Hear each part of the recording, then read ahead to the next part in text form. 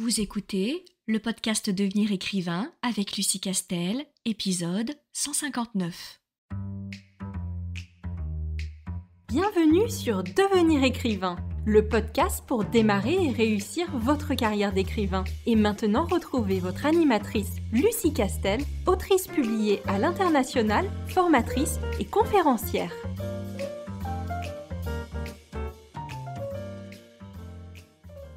Avant de te laisser à ton épisode de podcast de la semaine avec Lucie Castel, je t'invite à une présentation exclusive de la formation Devenir écrivain avec Lucie en direct ce jeudi 30 mars à 20h. Si cette formation à l'écriture de romans et à la publication t'intéresse, n'hésite pas à venir poser toutes tes questions à Lucie jeudi 30 mars en t'inscrivant sur la page licar.fr/programme licar.fr, licares.fr/programme. J'espère te retrouver jeudi. À bientôt!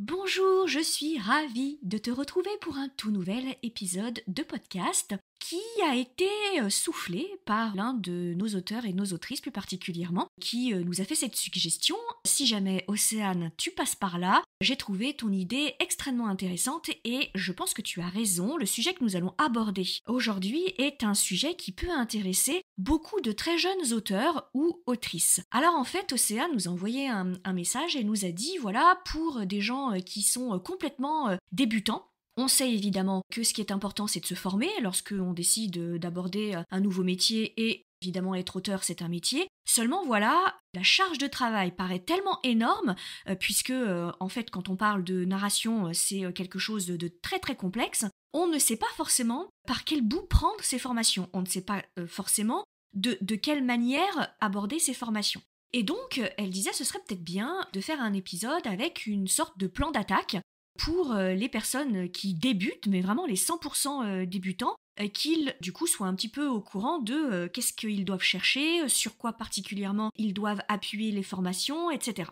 Alors évidemment, moi je vous recommanderais toujours, si vous en avez la possibilité, de suivre une formation complète qui, pour le coup, aura réfléchi à votre place et du coup aura prévu le début, le milieu et la fin et de tout ce qu'il faut apprendre et connaître sur l'écriture d'un roman, comme par exemple devenir écrivain. Mais évidemment, je sais que cette formation, comme elle est complète, elle est chère et quand on commence et qu'on est 100% débutant, on n'a peut-être pas forcément le budget, tout de suite en tout cas, pour une telle formation. Du coup, je vais décomposer vraiment les étapes importantes lorsqu'on veut se lancer dans l'écriture d'un roman. Et en décortiquant ces différentes étapes, qui sont vraiment pour moi le minimum syndical, au moins comme ça, eh bien, vous savez sur quoi est-ce qu'il faut appuyer, ce qu'il faut chercher comme information, parce que vous saurez par quel bout attaquer votre projet d'écriture et quelle stratégie d'écriture adopter.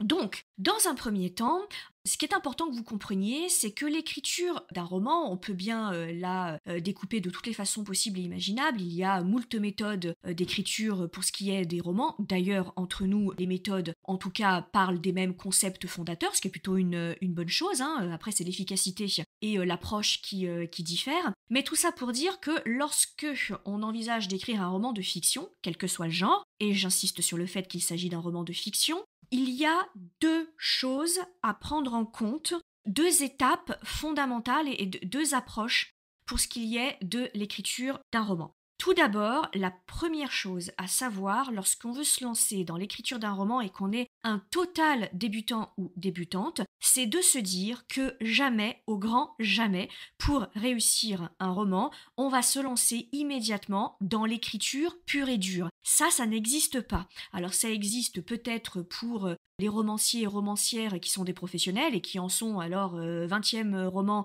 Donc du coup, ils se connaissent très bien et ils reconstituent tout ce dont je vais vous parler maintenant. Ils le font automatiquement dans leur tête. Ils n'ont pas besoin d'étapes préparatoires, ils n'ont pas besoin de faire plusieurs fichiers ou de remplir des cahiers, des tableaux ou que sais-je. Ils vont directement passer à l'écriture. Mais pourquoi ? Parce qu'ils auront intériorisé complètement le travail préparatoire que je vais t'expliquer. Bref, l'écriture d'un roman, c'est exactement lorsqu'on aborde les techniques pour écrire une plaidoirie, pour écrire une dissertation de culture générale, une dissertation juridique ou philosophique, il y a un cheminement intellectuel. On ne se contente pas de prendre sa plume et d'y aller comme le vent nous pousse et d'écrire un premier chapitre, d'arrêter le chapitre quand on n'a plus grand-chose à écrire et d'en démarrer un autre sans avoir réfléchi à la coupure et ainsi de suite. Et à la fin, au miracle, on a 48 chapitres qui se sont dessinés et qui, du coup, sont assez fluides et qui s'enchaînent de façon complètement logique. Absolument pas. Pourquoi ? Parce que quand on écrit un roman de fiction, on ne poursuit qu'un seul et même objectif. Et j'insiste là-dessus,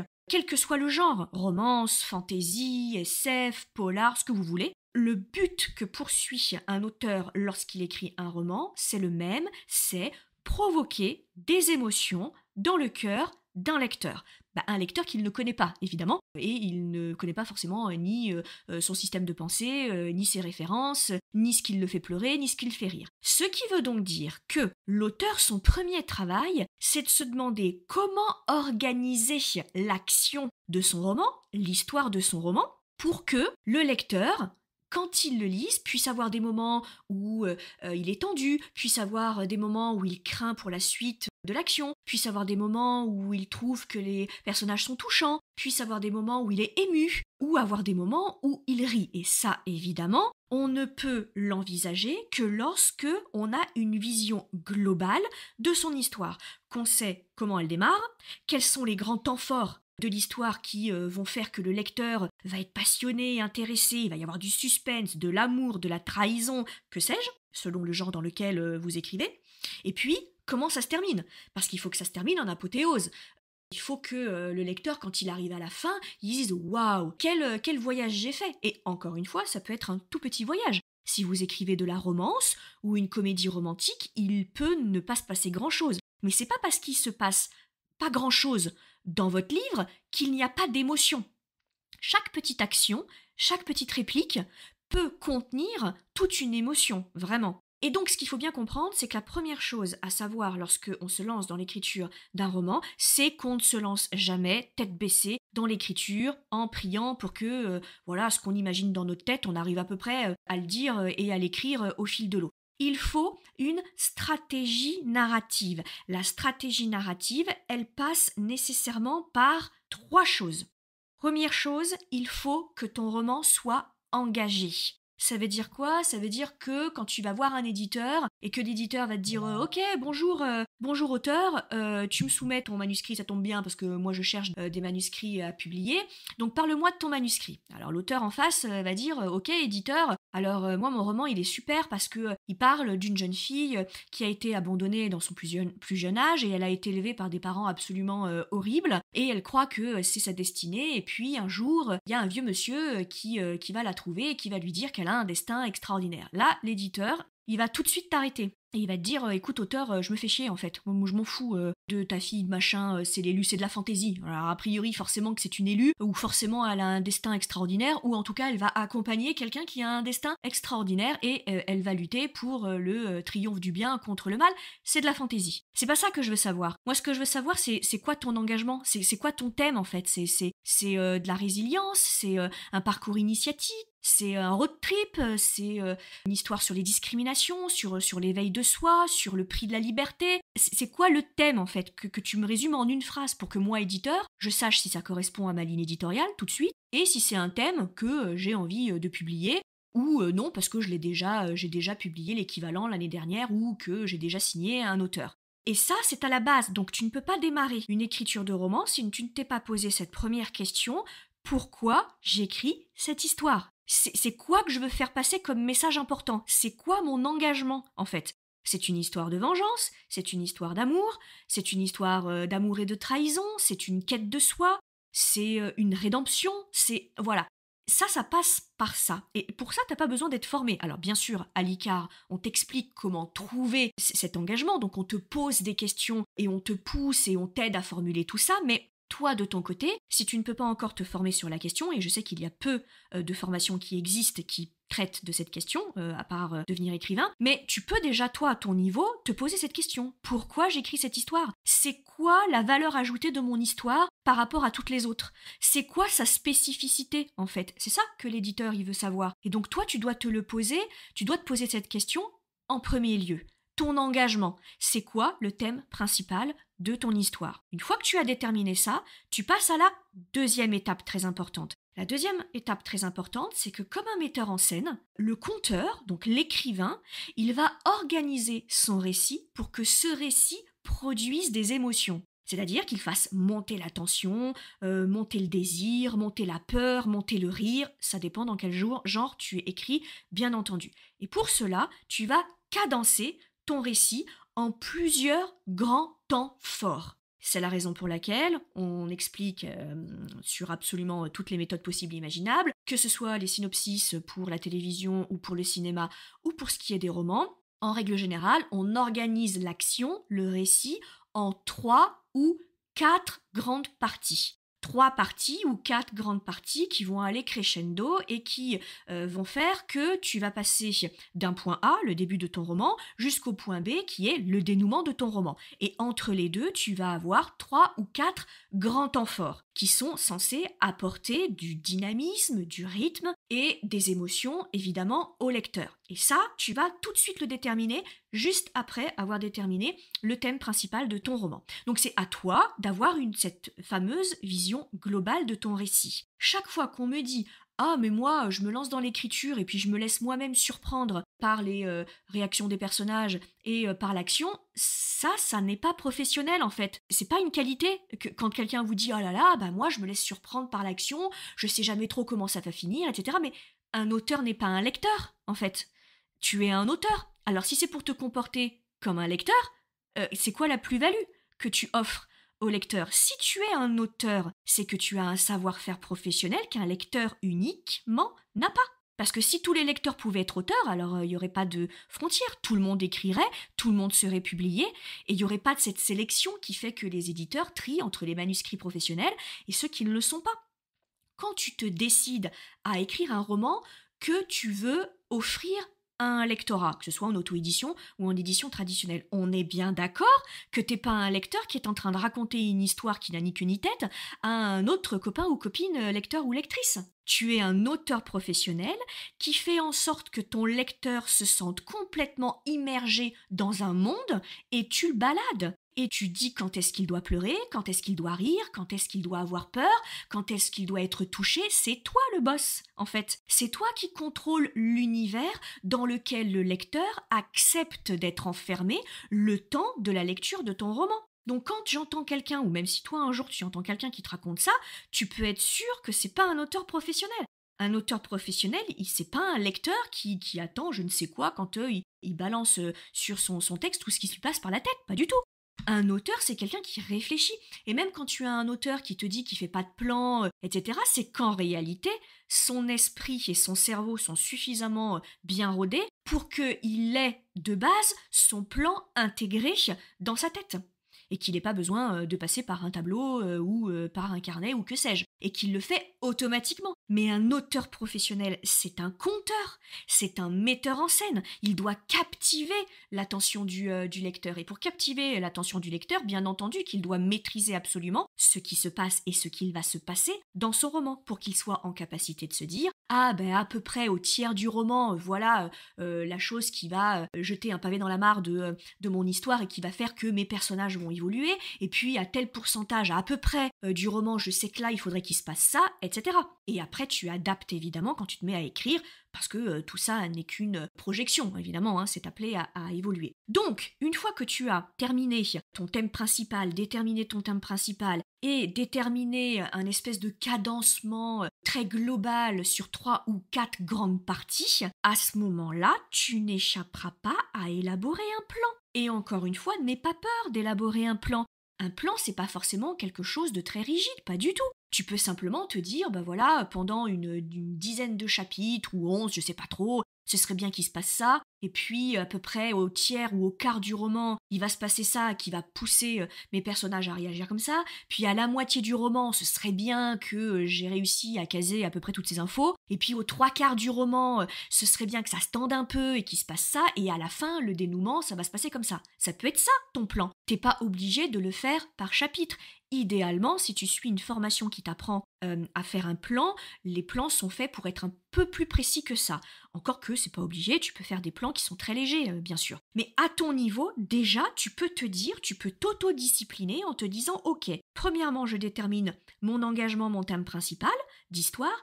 Après, je dispatche une première fois l'action en 3 ou 4 grandes parties. Et après, j'essaye de faire un plan un petit peu plus détaillé. Et là, tu envisages les scènes, tu imagines tout ce qui va se passer. Bref, tu te fais dans ta tête le film de ton propre roman qui te permet de pouvoir jongler avec les passages où il y a beaucoup d'action, les passages où il y en a un petit peu moins, les passages émouvants, les passages drôles, etc., etc. Bref, tu déroules le film dans ta tête, même si c'est très succinctement.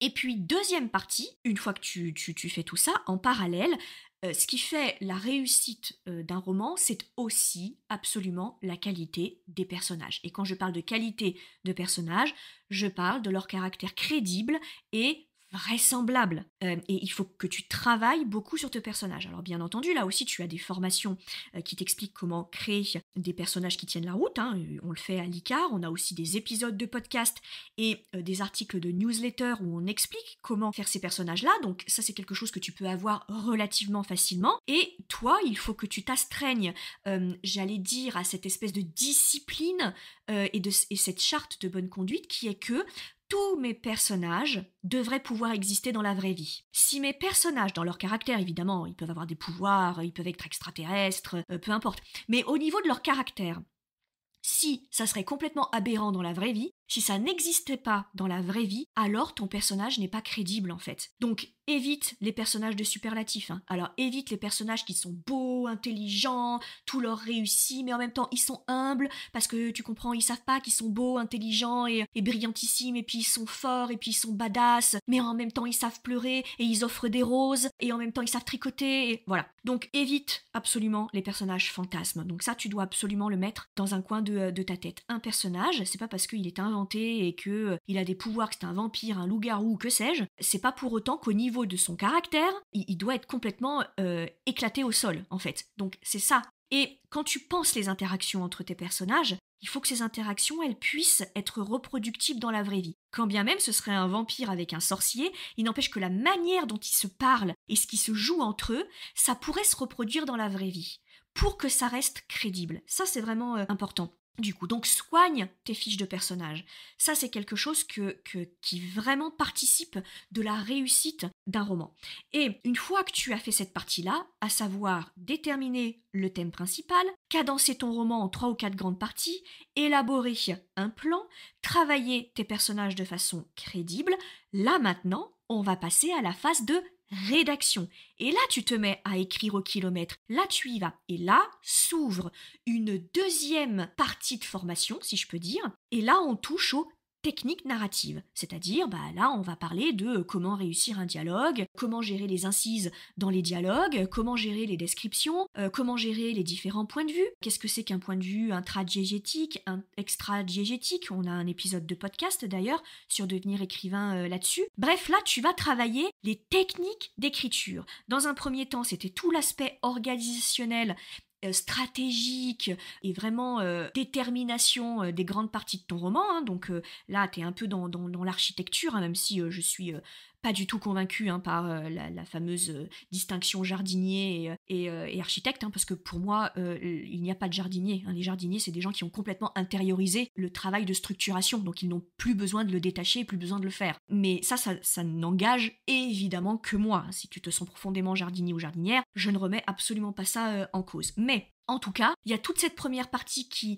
n'est donc pas de la technique d'écriture, mais plutôt de l'étude sur comment structurer un roman, comment le rendre dynamique, comment l'équilibrer, comment le maîtriser. Et à partir du moment où tu écris ton premier jet, là on passe à la formation sur les techniques narratives. Alors bien entendu que tu as tout plein d'articles à disposition sur internet sur comment réussir un début de roman, comment réussir des descriptions, comment réussir une scène d'action. Je te renvoie bien sûr aux épisodes de podcast de devenir écrivain ou encore à notre newsletter sur licar.fr. Tu peux adhérer et tu as des conseils une fois par semaine. Tu as évidemment des formations payantes, comme devenir écrivain. Devenir écrivain, ça englobe absolument toutes les techniques narratives possibles et imaginables. Mais déjà, à ton niveau, tu peux te dire, je vais regarder un petit peu ce qui se dit sur Internet, sur les dialogues, sur les descriptions, sur les chapitres. Il y a déjà des ressources là-dessus. Et puis, il y a une technique que, personnellement, moi, j'ai utilisée au tout début de ma carrière parce que,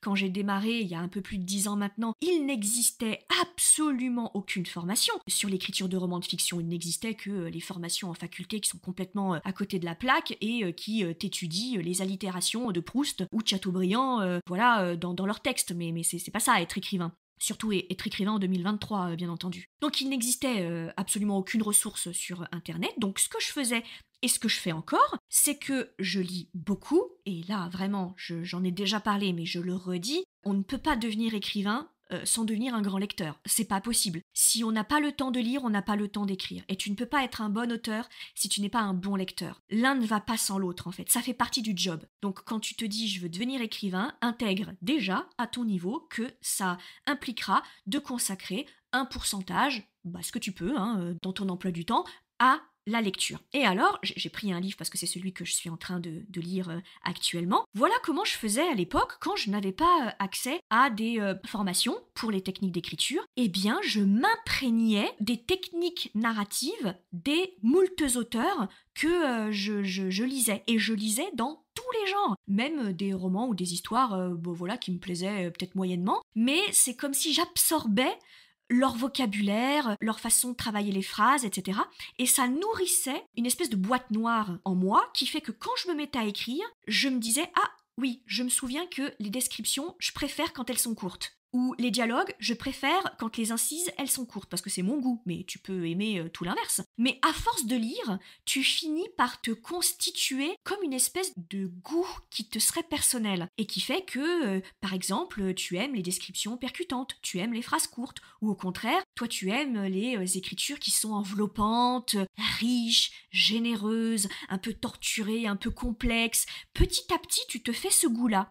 Et petit à petit, quand tu vas actionner ton cerveau pour qu'il puisse former des phrases lorsque tu vas te lancer dans ton premier jet, eh bien tu vas te rappeler qu'il y a des façons plus ou moins réussies de faire des descriptions, des dialogues, etc. Et attention, là je suis pas du tout en train de parler de plagiat ou de repomper des blocs de phrases, ce qui n'a aucun intérêt évidemment, puisqu'on va voir les coutures. On va voir que tu as copié-collé une phrase qui n'est pas du tout dans ton style. Je veux dire par là que plus tu lis, plus tu enrichis ta base de données. Et que le cerveau, lorsqu'il fait une action, pour qu'il puisse réaliser cette nouvelle action, il va puiser en lui, en une base de données, quelque chose qui ressemble à de l'expérience.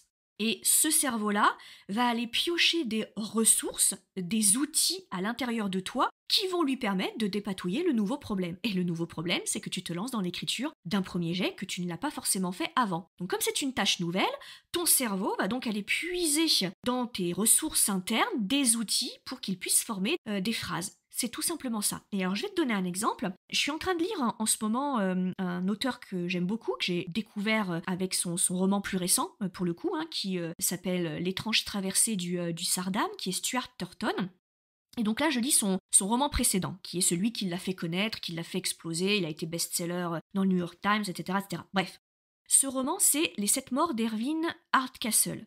Eh bien, je corne encore les pages des livres que je lis, et j'en lis quand même pas mal, mais je corne encore les pages du livre et je surligne des blocs de phrases ou juste un mot qui m'interpelle. C'est pas pour les copier-coller, bien sûr que je vais pas lui piquer ces phrases et les remettre dans mon roman, mais c'est quelque chose qui m'interpelle. Parce que je sais que ça va continuer de nourrir mon outil et ça me permettra par exemple de pas faire toujours les mêmes descriptions et de me dire attention, sois vigilante, toi t'as tendance à toujours faire les descriptions dans le même ordre, donc essaye de sortir un petit peu de ta zone de confort, pense à des auteurs qui écrivent pas du tout comme toi, qui ont pas du tout la même plume que toi, comment est-ce que toi tu pourrais détourner, tordre un peu ta façon de faire des descriptions. Et par exemple là, Hier soir, donc j'étais en train de lire, bon, je te raconte ma vie, mais voilà, t'as l'habitude. Et j'ai surligné une phrase que j'ai repris là en faisant le podcast. Je devrais me filmer, mais il y a des podcasteurs qui se filment en train de faire des podcasts. Si tu voyais l'état de mon bureau avec les livres que j'ouvre et que je corne, c'est assez marrant.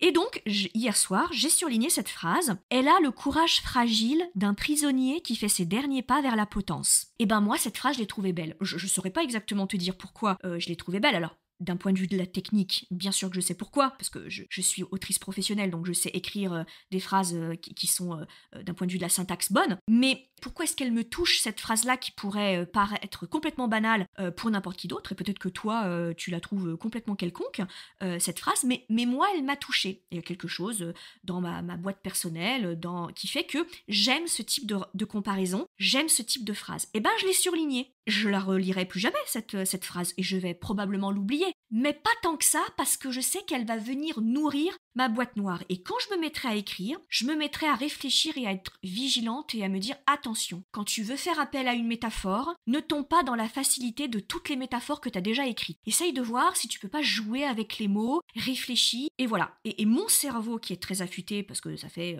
14 bouquins que j'écris, il a l'habitude d'aller piocher les outils dans cette énorme boîte noire où s'accumulent X romans par an. Tout ça pour te dire que ça, c'est déjà une bonne façon de comprendre les techniques narratives. Par exemple, je me souviens quand j'ai démarré l'écriture et que j'avais pas de formation, je surlignais toutes les incises dans les dialogues de n'importe quel livre, pour comprendre comment ça marche en fait. Et évidemment que comme je lisais des auteurs professionnels, c'était des gens qui savaient écrire des incises et qui connaissaient les règles des incises dans les dialogues. Donc ils étaient bons, puisqu'en plus c'était relu par des éditeurs, donc c'était bon. Et donc au bout d'un moment, j'ai bien remarqué qu'il y avait comme un schéma récurrent sur les incises. Et comme ça, je me suis mise à comprendre comment on utilisait les incises. À force de lire des débuts de romans, j'ai fini par comprendre qu'il y avait peut-être 4, 5 ou 6 façons de démarrer un roman, mais pas tellement plus en fait.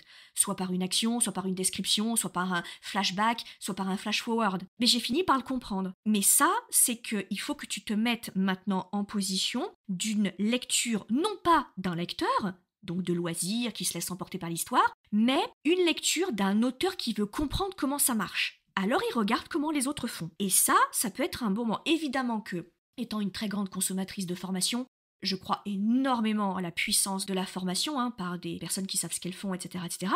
Mais quand tu commences et que tu n'as pas forcément le budget pour tout de suite prendre toutes les formations ou une formation très chère, ça c'est quelque chose que tu peux faire à ton niveau et que moi j'ai fait en fait. Et alors je dis pas que ça a pu me sauver de certaines choses, etc. Mais très clairement, ça m'a permis de comprendre un certain nombre de choses. Voilà, donc ce que je voulais t'expliquer, j'espère Océane que j'ai répondu à ta question, mais en tout cas, si je devais te résumer la manière dont tu dois attaquer un projet de roman, c'est ça. Première partie, la structure, thème général, cadencement en 3-4 parties, un plan même vague et de bons personnages, et ensuite la partie écriture narrative, technique narrative, les temps, les points de vue, les incises, les descriptions, les dialogues, et là tu peux commencer à regarder ce que font les auteurs professionnels. Bien entendu, dès que tu peux, si tu en éprouves le besoin, évidemment que les formations, c'est un accélérateur de carrière, c'est un accélérateur de technique, ça c'est certain.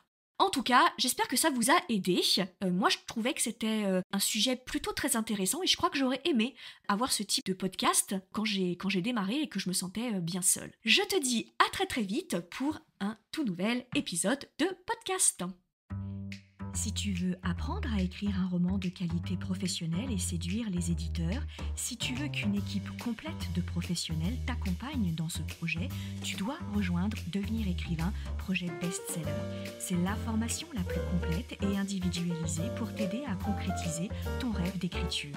Inscris-toi sur licar.fr/formation, licares.fr/formation pour avoir toutes les informations. Beaucoup de nos anciens stagiaires réalisent actuellement leur rêve d'être écrivain professionnel, alors toi aussi rejoins-les sur licar.fr/formation.